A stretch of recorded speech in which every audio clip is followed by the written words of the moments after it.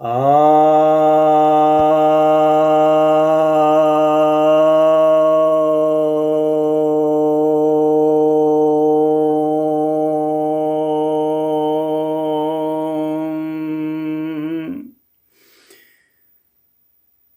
भक्तजनों को सप्रेम नमन।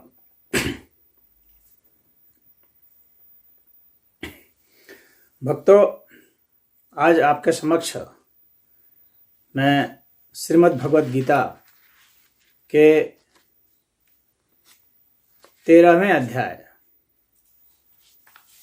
पर प्रवचन करने जा रहा हूँ। और 13वें अध्याय का जो विषय है और इस अध्याय का जो नाम है वह क्षेत्र क्षेत्रज्ञ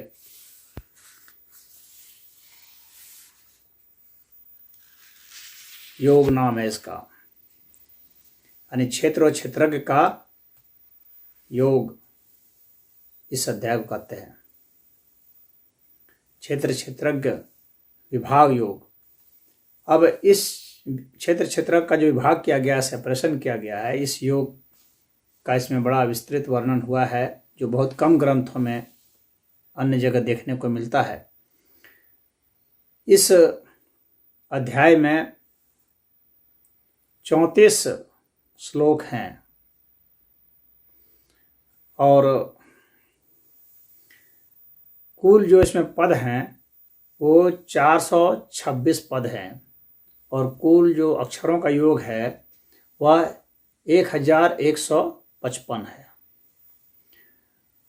और इस अध्याय में एक ही उवाच है, यानी इस अध्याय में जो संभाषण है वो सिर्फ भगवान कृष्ण का है, अन्य कोई उवाच नहीं है। यानी सिर्फ भगवान ही कहते हैं इसमें। और जिसमें जितने श्लोक हैं उनमें से जो 5 श्लोक हैं वे 5 श्लोक जो म विपुला छंद के हैं, 2 और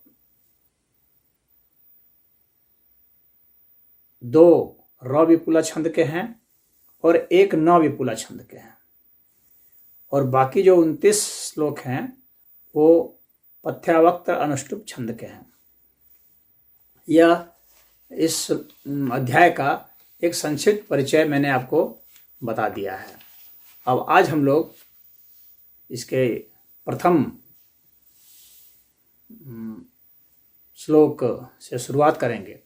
इसको पीछे के अध्याय से जोड़ते हुए यह कहना चाहता हूँ कि जो अर्जुन ने पूछा था कि निर्गुण निराकार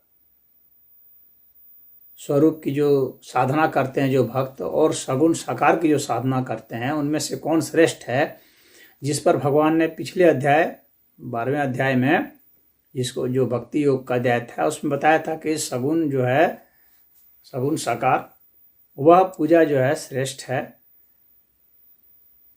क्योंकि उसमें भगवान स्वयं मदद करते हैं, भगवान के ऊपर आश्रित हो जाता है, वह सब कुछ समर्पित कर देता है भगवान को, अपनी जिम्मेवारी छोड़ देता है। जैसे कि बिल्ली का बच्चा अपनी जिम्मेवारी छोड़ देता है अपनी माँ के ऊपर, उसकी माँ ही उसे उठा उठा करके जहाँ वहाँ रख देती है। और निर्गुण निराकार स्वरूप का जो करते हैं उनके लिए थोड़ा सा कठिन पड़ जाता है मामला, क्योंकि सारा कुछ उनको कमांड खुद संभालनी होती है। जैसे कि बंदर का बच्चा वो अपनी माँ को पकड़े रहता है। अब वो उसकी ताकत पर है कि उसकी माँ इधर से उधर उछलती है तो वह गिरे नहीं, उसे अपने को संभाले रखना है, पकड़े रखना है जोर से। तो इसमें कभी चांस होता है, ज़्यादा चांस होता है कि कभी वो बच्चा कमज़ोर हो, बीमार हो तो वो गिर सकता है। हालांकि उसे बीमार बच्चे को उसकी माँ जो है बंदरिया कभी कभी संभालती भी है, ऐसी भी बात नहीं है, परंतु सारी जिम्मेवारी करीब करीब उसी की हो जाती है। अक्सर में इसके कारण जो है दुर्घटनाएं घट जाती हैं। तो अब हम लोग जो है इस अध्याय में यह देखेंगे कि कैसे भगवान निर्गुण निराकार के जो उपासक हैं वे देहाभिमान से ग्रस्त हो जाते हैं, तो उनको किस तरह से देहाभिमान का परिचय कराते हैं और उससे निकालने के लिए कौन कौन सी व्यवस्था करते हैं, क्या क्या उपाय बताते हैं। तो यह जो है पहला श्लोक है, श्री भगवान उवाच। जैसे मैंने बताया कि इस अध्याय में सिर्फ भगवान ही कहते हैं, तो श्री भगवान उवाच। और इस श्लोक का अभी मैं बताऊंगा, इस पहले श्लोक को पढ़ लूं, इसके बताऊंगा कि इसका संबंध जो है पहले अध्याय से भी है। पहले अध्याय के जो पहला श्लोक है, जो कि गीता का पहला श्लोक होता है, उसका इसके 13वें अध्याय के पहले श्लोक से बहुत बड़ा संबंध है, जो कि पूरी गीता को समझने में सबसे महत्वपूर्ण है। तो वह यह पहले मैं पढ़ लेता हूं, उसके बाद फिर आपको बताता हूं। श्री भगवान उवाच। इदं शरीरं कौन्तेय क्षेत्रम् इति अभिधीयते, एतद्यो वेति तं प्राहुः क्षेत्रज्ञ इति तत्विदः। अर्थात कहते हैं कि हे कौन्तेय, यह जो शरीर है, इस शरीर को ही क्षेत्र कहा जाता है, और इसको जो जानने वाला है, इस शरीर को जो जानने वाला है, उसे क्षेत्रज्ञ कहा जाता है। ऐसा ही जो विद्वान हैं वैसा समझते हैं, ज्ञानी लोग ऐसा ही समझते हैं। अब इसको मैं आपको गीता का पहला जो श्लोक है, यानी पहले अध्याय का जो पहला श्लोक है, धर्म क्षेत्रे कुरुक्षेत्रे समवेतायुत्सवः मामकः पांडवाश्च किम अकुर्वत संजय। तो वहां पर क्षेत्र शब्द का प्रयोग किया गया है 2 बार। धर्म क्षेत्रे कुरुक्षेत्रे, कहते हैं कि यह जो क्षेत्र है, अब यहां पर भी क्षेत्र का प्रयोग किया गया है, वहां समझने की कोशिश करना है आपको, बहुत महत्वपूर्ण है कि यह जो क्षेत्र है यह धर्म क्षेत्र है, यानी किसी का क्या कैरेक्टरिस्टिक्स है, क्या किसका क्या धर्म है, क्या स्वभाव है, उसे समझना है आपको। धर्म क्षेत्र। कुरुक्षेत्र अर्थात कुरु मतलब करना, कुरुक्षेत्र है। कुछ लोग कुरुक्षेत्र का मतलब सिर्फ उस भौतिक कुरुक्षेत्र जो हरियाणा में है उससे समझने लग जाते हैं। कुरुक्षेत्र अर्थात कर्म का क्षेत्र। यह जो धर्म क्षेत्र है वह कर्म का क्षेत्र है। वहां पर इस बात को बताया गया था। तो जब आप यह समझेंगे कि यह धर्म क्षेत्र है और यह कर्म का क्षेत्र है, तब आप गीता को पूरा समझ पाएंगे। यदि आप हरियाणा वाला कुरुक्षेत्र समझ करके कोशिश करेंगे तो फिर गड़बड़ हो जाएगा, फिर आप क्षेत्र की परिभाषा नहीं समझ। क्षेत्र और क्षेत्र क्या है, तो क्षेत्र यहां पर बताया जा रहा है, करने का जो क्षेत्र है, क्षेत्र क्या है, तो यहां बताया जा रहा है कि इदम शरीरम कौन्तेय क्षेत्रम इति अभिधीयते। यह शरीर ही वह क्षेत्र है, यानी इसी शरीर से आपको धर्म करना, कर्म करना। इस शरीर का जो धर्म है, जो स्वभाव है, जो गुण है, उसे आपको जानना है। ये बातें स्पष्ट हो जानी चाहिए। तो कह रहे हैं कि इदम शरीरम कौन्तेय क्षेत्रम इति अभिधीयते। तो यह जो शरीर है कौन्तेय, इसी को क्षेत्र कहा जाता है, इसी को खेत कहा जाता है। क्षेत्र का अर्थ एक होता है खेत भी, और क्षेत्र का अर्थ होता है परिवर्तन भी। ये दोनों ही क्षेत्र का अर्थ होता है। खेत तो आप जानते ही हैं, जिसमें किसान खेती करते हैं। तो जिस तरह से किसान खेती करते हैं उसी तरह से हम इस शरीर में खेती करते हैं। तो हम अपने मन बुद्धि चित्त अहंकार से खेती करते हैं, और उसके परिणाम स्वरूप जो भी घटनाएं घटती हैं वही हमें आगे की यात्रा कराती हैं, और हमारे सुख के, दुख के, हमारे आनंद के, हमारे मोह के, क्रोध के, जितने भी तरह के भाव आते हैं, ये सब हमें प्राप्त होते हैं। तो इस तरह की हम यहाँ खेती करते हैं। और जो मैंने कहा कि यह परिवर्तन है, तो क्षेत्र में छी धातु जो है वह परिवर्तन के लिए है। छी धातु परिवर्तन के लिए, यानी यह जहाँ हम खेती करते हैं यह लगातार परिवर्तन होता है। यह जो क्षेत्र है, ये शरीर जो है, जिसे कहा भगवान ने कि यह शरीर ही वह क्षेत्र है, तो यह शरीर लगातार परिवर्तित होता है। तो यहाँ पर इस शरीर से ऐसा मतलब है। और शरीर जो है, शरीर के विषय में यह कहा जाता है कि इसका जो धातु है ये श्रीन धातु है। तो इस श्री धातु जो है, इससे शरीर शब्द बनता है, जो कि हिंसा के अर्थ में प्रयोग होता है। और हिंसा के अर्थ में प्रयोग होता है अर्थात जो कहीं ना कहीं हमें किसी के साथ प्रतिक्रिया, रिएक्शन करने की ओर बतलाता है, संकेत देता है। किसी न किसी के विरोध में खड़े हो जाने पर, द्वंद्व में खड़े हो जाने पर, तो यह जो शरीर है वह हिंसा यानी द्वंद्व के ऊपर है। तो इसीलिए जो क्षेत्र है यह परिवर्तन भी बतलाता है, और क्षेत्र जो है एक खेती है सामान्य भाषा में, यदि आपको समझना है तो दोनों अर्थ में सही है। अब आते हैं शरीर पर। यह श्लोक बहुत ही महत्वपूर्ण है, इस श्लोक को समझना, क्योंकि यहाँ शरीर शब्द का प्रयोग किया गया है और इस शरीर को आपको समझना है। हम लोग सामान्यतः सोचते हैं कि हमारा यह जो हाड़ मांस का है यही शरीर है और इतना ही शरीर है, लेकिन यहाँ हम लोग गलती करते हैं। इतना ही शरीर नहीं है, यह तो स्थूल शरीर है। ये हाड़ मांस का जो शरीर है यह स्थूल शरीर है, यानी पदार्थ का यह शरीर है। हमारे 7 शरीर हैं, कोई एक ही शरीर नहीं है। स्थूल शरीर है, सूक्ष्म शरीर है, कारण शरीर है, आत्म शरीर है, ब्रह्म शरीर है, विराट शरीर है और अशरीरी शरीर भी है। यह आपको समझ जाना चाहिए। अब जो है यह स्थूल शरीर तो आप समझ गए कि ये जो हाड़ मांस जो हमारा दिख रहा है, लेकिन हमारा फैलाव क्या यहीं तक है? ये शरीर जो है इसको तन भी कहा जाता है एक अर्थ में। तन का अर्थ जो है फैलना। तो इसका फैलाव यहीं तक नहीं है, इसका फैलाव बहुत दूर तक है।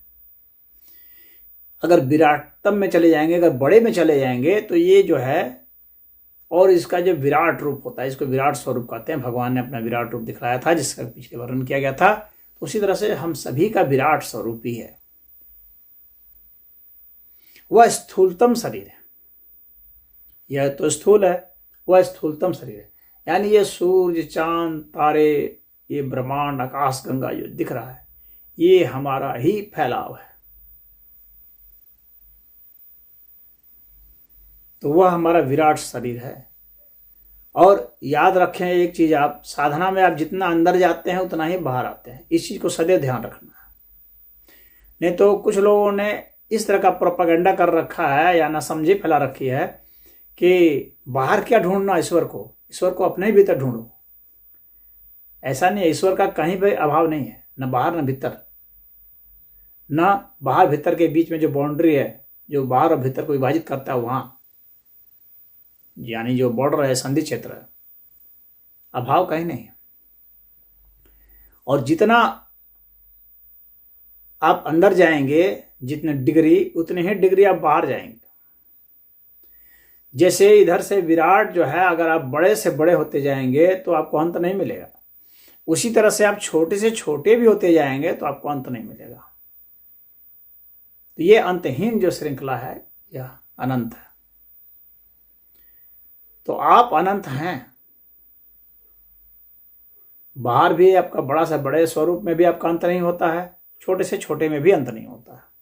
तो वह स्थूलतम शरीर जो है वो विराट शरीर कहलाता है।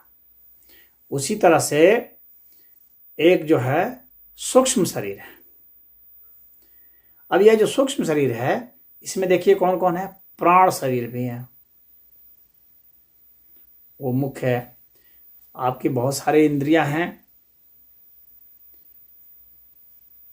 उन इंद्रियों को चलाने की जो शक्तियां हैं वे प्राण शरीर कहलाती है,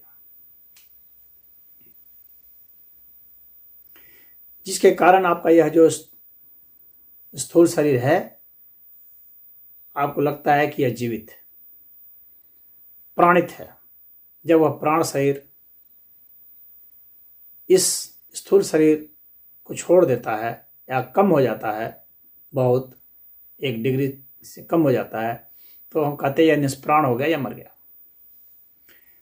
तो वह प्राण शरीर है, वह इसी सूक्ष्म शरीर का एक शरीर है, वह भी एक शरीर है। यानी ये 7 शरीर के भीतर भी शरीर हैं, ऐसा नहीं समझना चाहिए कि 7 ही हैं, 7 के भीतर भी और भी बहुत सारे शरीर हैं। मोटे तौर पर यह 7 शरीर है। उसी तरह से सभी इंद्रियों का जो राजा है वह मन है, तो उसे कहा जाता है मनोमय शरीर। मनोमय कोष भी बोलते हैं।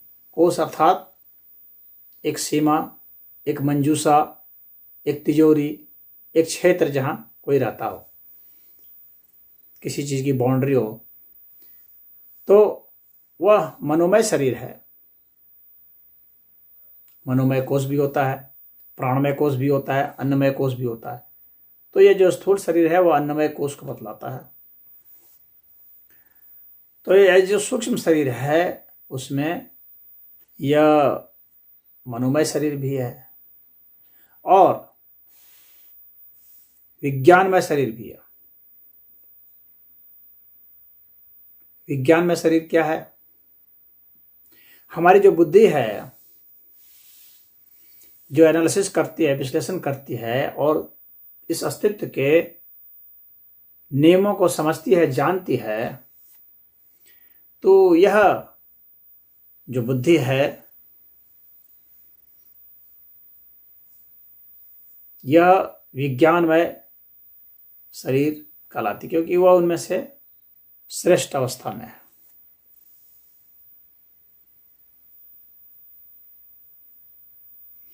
उसके बाद आनंदमय शरीर भी है, आनंदमय कोष है।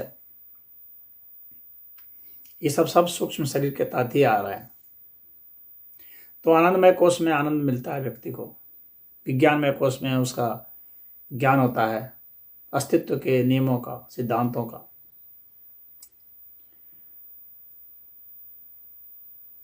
तो ये जो आनंदमय शरीर है वो वहां चित्त तक चला जाता है। अब ये जो अहंकार हैं, सूक्ष्म अहंकार हैं, ऐसे सब इसके तहत आ जाते हैं। इसको अंतःकरण चतुष्ट कहा जाता है, मन बुद्धि चित्त अहंकार। तो इनके संदर्भ में ही हम कहते हैं कि यह जो है सूक्ष्म शरीर है। अब इस सूक्ष्म शरीर के बाद कारण शरीर आता है। वह कारण शरीर जो इनको उत्पन्न करता है, इन सभी को। अब वह कारण शरीर ज्ञात नहीं होता, पता नहीं चलता उसका। उसे सिर्फ हम एक अपेक्षा से, यानी रेफरेंस से हम समझते हैं। जैसे जागृत अवस्था में हम स्थूल शरीर को समझते हैं और स्थूलतम शरीर के कुछ अंश को समझते हैं, पूरे को नहीं। और स्वप्न अवस्था में हम सूक्ष्म शरीर के कुछ अंश को समझते हैं। साधना अवस्था में हमें प्राण शरीर का, जागृत अवस्था में मनोमय शरीर का कुछ अंश का पता चलता है, विज्ञानमय शरीर का कुछ अंश का पता चलता है। तो साधना में इन सब का धीरे धीरे समग्र अस्तित्व का पता चलेगा, जितने सूक्ष्म शरीर है। लेकिन जब हम सुषुप्ति में चले जाते हैं, घोर निद्रा में चले जाते हैं, तो हमें पता नहीं चलता कि हम गए तो गए कहाँ, हम हैं तो हैं कहाँ। हमें अपने अस्तित्व का भी बोध नहीं रहता, परंतु फिर भी हम तो रहते हैं। हमारे भीतर गतिविधियां हो रही होती हैं, स्वप्न वगैरह कुछ भी नहीं आ रहे होते हैं। वह जो फेज है वह कारण शरीर का फेज माना जाता है। कारण शरीर वहां पर अपनी भूमिका अदा करता है। अब कारण शरीर के बाद एक और शरीर फिर आता है, वह है आत्म शरीर। यह जो आत्म शरीर है, जिसमें हमें आत्मा का बोध हो जाता है, वह जो अविभाज्य तत्व है उसका बोध हो जाता है, असंयोज्य तत्व है उसका बोध हो जाता है, चैतन्य तत्व है उसका बोध हो जाता है, जिसे यहां पर क्षेत्रज्ञ के रूप में कहा जाता है।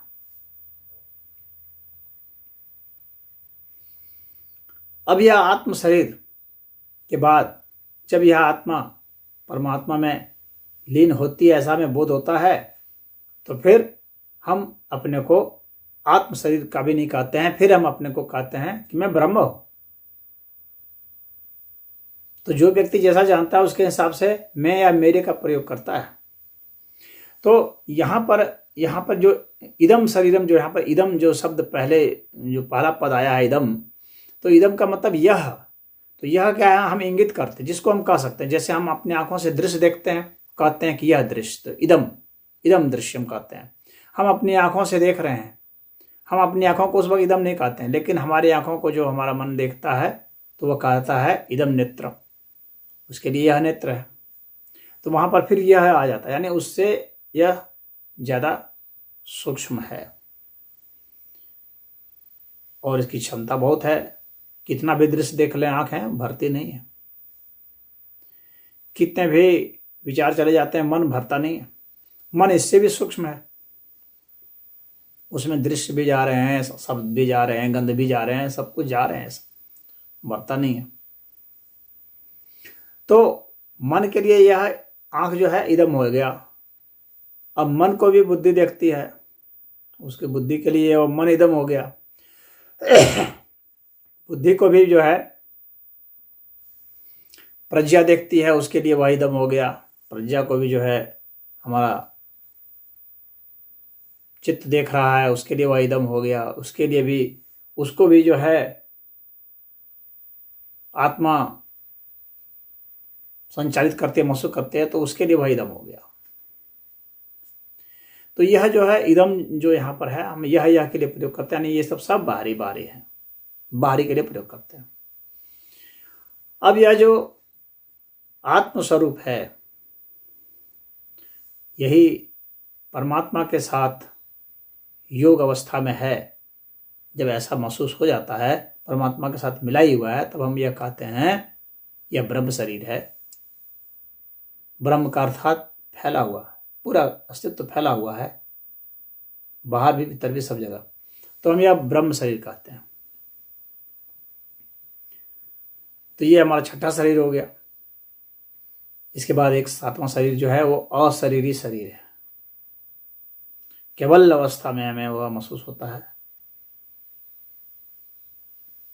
उसमें ये सब कुछ शामिल हो जाएंगे। विराट शरीर से लेकर के ब्रह्म शरीर तक सब कुछ शामिल हो जाएगा। परमात्मा, परमेश्वर, परब्रह्म, ईश्वर सब शामिल हो जाएंगे। तो वह अशरीरी शरीर हो जाएगा, क्योंकि वह अनंत हो जाएगा। तो यहां तक यह है 7 शरीर हैं, ये समझ गए होंगे आप। तो यहां पर जो शरीर शब्द का प्रयोग किया गया है, इन 7 शरीरों के लिए किया गया है। तो इदम शरीरम कौन्ते क्षेत्रम इत्यभिधीयते एतद्योवेति। इन शरीर को जो जानता है, एतत्, यहाँ पर एतत् भी है, इदम भी है। ये इदम और एतत् जो दोनों ही एक तरह से यह के लिए है, लेकिन एतत् जो है वो ज्यादा करीब है, उसमें मैंपन ज्यादा है। इदम में यहपन ज्यादा है, एतत् में मैंपन का भाव आ जाता है। तो हम मैं या मेरा इसी इंगित से करते हैं, यह अहंकार की एक भाषा होती है। तो कहते हैं कि यह जो, इसे जो जानता है कि यह जो क्षेत्र है शरीर, इसको जो जानता है उसे क्या कहते हैं? उसे क्षेत्रज्ञ कहते हैं। और ऐसा जो क्षेत्रज्ञ है यानी क्षेत्र को जानने वाला जो है यहाँ पर ज्ञाता के अर्थ में है। इति तत्विदः, और ऐसे जो ज्ञानी लोग हैं वे ऐसा कहते हैं। तो जो ज्ञाता लोग हैं वे कौन हैं? तो कहीं पर ये जो हमारा मन है वो कहता है कि मैं जानने वाला हूँ, मैं एक ज्ञाता हूँ। फिर बुद्धि कहती है नहीं नहीं मैं ज्ञाता हूँ। फिर प्रज्ञा कहती है नहीं नहीं मैं हूँ। फिर चित्त कहता है नहीं नहीं मैं हूँ। आत्मा कहती है नहीं नहीं मैं हूँ। परमात्मा कहता है नहीं नहीं मैं हूँ। तो ये जितना भी हम चलते चले जाते हैं सूक्ष्मता में और साथ ही साथ विराटता में, तो आप देखते हैं कि जो क्लेमर है ज्ञाता होने का वह बदलता चला जाता है।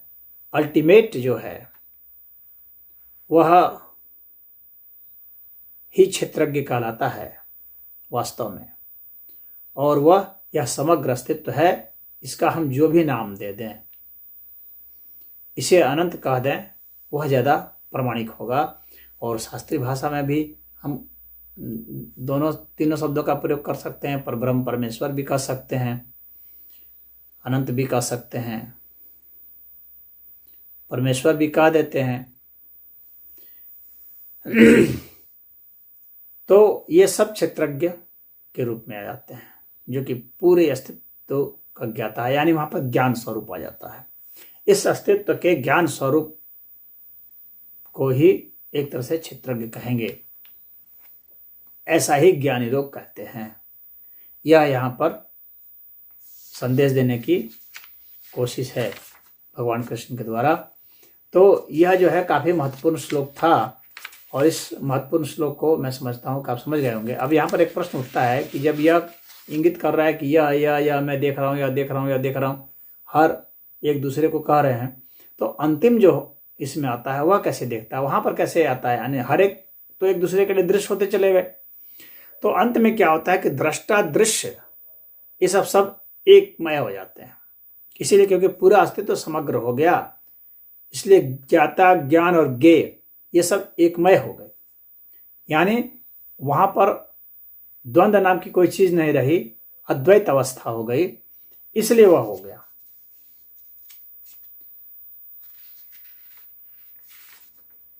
तो किस तरह से वो हो गया आप समझ गए होंगे। अब यहां पर एक दूसरा जो प्रश्न खड़ा होता है वह यह होता है कि आखिर यह जो है भूल कैसे कर रहा है समझने में, कैसे कह रहा है, ये मन या बुद्धि कैसे कह दे रही है कि नहीं मैं ही ज्ञाता हूं।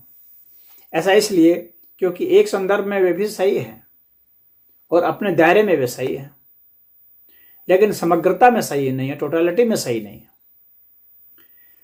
तो वह भूल तो नहीं, लेकिन कचरापन अवश्य कहा जाएगा। इसी को अज्ञान भी कहा जाता है, और किसी संदर्भ में मिथ्या ज्ञान भी कह देते हैं, विपर्य कह देते हैं योग की भाषा में अगर बात करें तो वो बिल्कुल ही गलत है ऐसा नहीं कहा जा सकता है। उसके अपने दायरे हैं, लेकिन वो अपने उसी दायरे को अगर अल्टीमेट मान ले, पूर्ण मान ले, तो यहाँ पर एक गलती हो जाती है। और गलती इसलिए होती है कि हम अन्य को शामिल नहीं कर रहे हैं। हम अपने बुद्धि को, अपने प्रज्ञा को, चित्त को, अहंकार को, सारे अंतःकरण को, आत्मा को, सबको शामिल नहीं कर रहे हैं। तो जितने का बोध होता जाएगा उतने को शामिल करते जाएंगे, और उसी तरह से हमारे ज्ञान का विस्तार होता जाएगा और यह अनंत हो जाएगा। तो सत्यं ज्ञानम अनंतम ब्रह्म जो उपनिषद का वाक्य है वह जो है यहाँ पर स्वतः सिद्ध हो जाएगा। तो इस श्लोक में इतना ही। यह काफ़ी लंबा श्लोक रहा, इसकी व्याख्या लंबी रही और इसकी अनिवार्य थी, अन्यथा समझने में दिक्कत होती है। यह बहुत महत्वपूर्ण श्लोक था, इसलिए इतना समय लिया गया। आप लोगों को यदि इसमें कोई बात समझ में नहीं आई है तो कमेंट बॉक्स में लिख सकते हैं। उसका उत्तर दिया जाएगा। ओम हरि।